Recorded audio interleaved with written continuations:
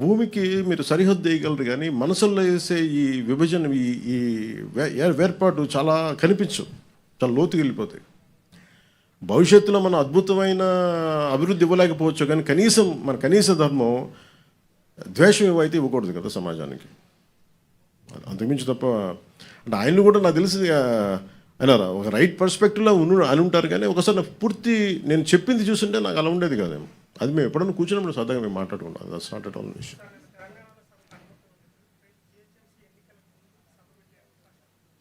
ఎంతకాలం ఆపుతారు సార్ ఎక్కడైనా సరే? ఇప్పుడు ఇలా అయితే మీరు నాకు తెలిసి తెలంగాణ అంతా కూర్చోబెట్టి, తెలంగాణ నిజంగా చెప్పాలంటే తెలంగాణ పోరాట స్ఫూర్తి చాలా ఎక్కువ. ఇప్పుడు నేను కూర్చోబెట్టి ఇక్కడున్న మా నాయకులు ఎవరు పోటీ చేయట్లేదు కదా, ఇక్కడున్న ఆంధ్ర నాయకులు ఎవరు ఎక్కడ వెళ్ళట్లేదు. అక్కడ కూర్చున్నది పూర్తి తెలంగాణ బోర్న్ అండ్ బ్రాట్, అది పూర్తి నేలబిడ్డలు, అక్కడ భూమిపుత్రులు. వాళ్ళు పోటీ చేస్తారంటే ఆపేది ఎవరండి? వాళ్ళు సభ పెట్టుకుంటారంటే ఆపేది ఎవరు? ఎంతకాలం ఆపగలరు? ఇజ్ ఇట్ యాంటీ కాన్స్టిట్యూషనల్ కదా. ఈవెన్ తెలంగాణ పోలీసు కూడా అదే చెప్తారు కదా, ఒకరోజు ఆపగలరు, 2 రోజులు ఆపగలరు, కానీ అన్నా తెలుసు ఎక్కడ ఆప్ చేయలేదు, జరగదు కూడా. అది ఉన్న ఏదో ఒక మేబీ ఆ సందర్భం నాకు తెలిసి ఒక్కళ్ళు కూర్చొని చేసింది కాదు, ఏదో అది చిలికి గాలి వల్ల అయింది అనుకుంటున్నాను. అంతకుమించి నిజంగా చెప్పాలంటే నేను అడిగారు మన ఛానల్లో కూడా, మన కొంతమంది జర్నలిస్ట్ సోదరులు కూడా అడిగారు, ఏదైనా కాన్స్పిరసీ ఉంటుంది అంటే. ఏముంటుంది కాన్స్పిరసీ? ఏదో ఒకళ్ళు కూర్చోటి మాట్లాడి కాకపోతే దేనికి తప్పని అంటుకుంటుందంటే, మన దేశంలో బతకడం మన హక్కు కదా. మన హక్కుని ఇప్పుడు నేను కూర్చోబెట్టి ఈరోజు ఆర్టికల్ 370 రద్దంటే, నువ్వు కూర్చోబెట్టి కాశ్మీరీ పండితులు మీరు ఇక్కడి నుంచి వెళ్ళిపోండి అంటే అవన్నీ ఎటు తిరిగినాయి, ఎటు వచ్చినాయి? అలాంటి కొద్దిమంది మాట్లాడటం దేశానికి శ్రేయస్కరం కాదు. నాకేదో జరుగుద్దని కాదు, నాకేం జరుగుద్ది? నాకు దాని గురించి అసలు ఇబ్బంది లేదు. ద్వేషం, ఒక విద్వేషాలకి ద్వేషాలకే ఒక ముగింపు పలకాలనే కదండి. విద్యార్థులు ఏం ద్వేషం ఉంటుంది, యువతలు ఏం ద్వేషం ఉంటుంది? ఇప్పుడు ఇందాక కలిసినప్పుడు వాళ్ళు కూర్చోబెట్టి ఇద్దరు భార్యాభర్తలు ఇద్దరు, ఒకళ్ళు నల్గొండ నుంచి, ఇంకొకళ్ళు ఇక్కడే మన గుంటూరు నుంచి. సంబంధ బాంధవ్యాలు ఉంటాయి, వ్యాపారాలు. నేను అది కూడా చెప్పాను. ఆంధ్రాకి వచ్చి ఎంతమంది 2014 నుంచి 24 దాకా, ఇప్పుడు నాకు తెలియదు కానీ నా కాంట్రాక్ట్స్ నేను చూడను, కానీ 14 నుంచి 24 దాకా ఎంతమంది తెలంగాణ కాంట్రాక్టర్స్ ఇక్కడ కాంట్రాక్టులు తీసుకున్నారు? అలాగే తెలంగాణలో ఎంతమంది ఆంధ్ర కాంట్రాక్టర్స్ అక్కడ కాంట్రాక్టులు చేశారు? నేనేమంటున్నానంటే, ఇవన్నీ మీరు జరుగుతున్నప్పుడు ప్రజల మధ్య ద్వేషం దేనికని? అవి తీసుకురాకుండా అంత ఒక కైండ్ ఆఫ్ రిక్వెస్ట్ అది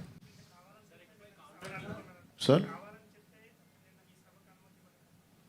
నాకు నిజంగా తెలియదు సార్. ప్రాబ్లం నేను నిజంగా చెప్తాను కదా, నాకు మా వాళ్ళు పోరు పెడితే వెళ్ళాను సార్. నేను మా వాళ్ళు 12 సంవత్సరాల నుంచి అడుగుతున్నారు. నాకు తెలుసు వెళ్తే ఏదో ఒకటి అంటారు, మళ్ళీ నాకు ఎందుకులే అని చెప్పి నాకు 12 సంవత్సరాలు వెయిట్ చేసిన తర్వాత, పుష్కర కాలం తర్వాత అంత ద్వేషం ఉండదని అనుకున్నాను.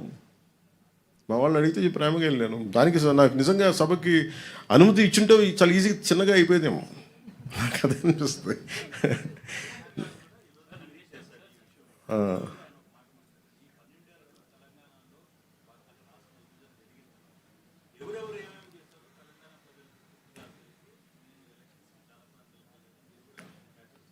నేను మహారాష్ట్రకి వెళ్ళాం సార్, తమిళనాడుకి వెళ్ళాను. ఇంకా తమిళనాడు ఇస్ మోర్ వోలటైల్ కదా అలా మాట్లాడాలంటే. మురుగన్ మానాడికి వెళ్ళాను, దాదాపు 10 లక్షల మంది ప్రజలు వచ్చారు. Was chief guest they.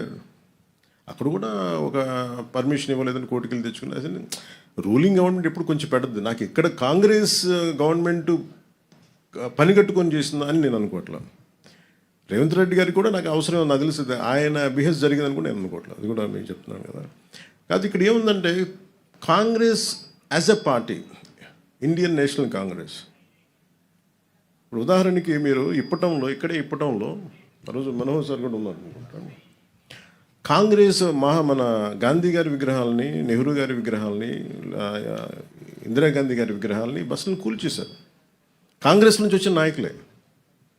అది వైసీపీ రూల్లో. వాళ్ళ సొంత కాంగ్రెస్ నుంచి వచ్చిన వైసీపీ నాయకులు తనయులు స్టార్ట్ చేసిన పార్టీ కూల్చేసింది కాంగ్రెస్ దిమ్మల్ని. వాళ్ళు మాతృ సంస్థ నుంచి వచ్చి అలాంటి దానికోసం మేము కదా కూర్చోబెట్టి మాట్లాడి హైలైట్ చేసింది ఆ రోజున. సో మాకు కాంగ్రెస్తో ప్రాబ్లం ఏమొచ్చిందంటే, they have become too convenient. Especially Indian National Congress ఢిల్లీలో కూర్చున్న, it could be mister Rahul Gandhi or mister Kharge గారు కావచ్చు, ఆర్ మిస్ ప్రియాంక గాంధీ గారు కావచ్చు. I think they should, when they were running a national party, I hope they'll look at how their leaders are performing in each and every state. When you want to have a national integrity, when you can go to Wayanad and you can compete, you can contest. But here, in a neighboring state, where I have a home, that was my home, Hyderabad was my home, is my home. Maybe politically I'm not there, but Hyderabad is my home.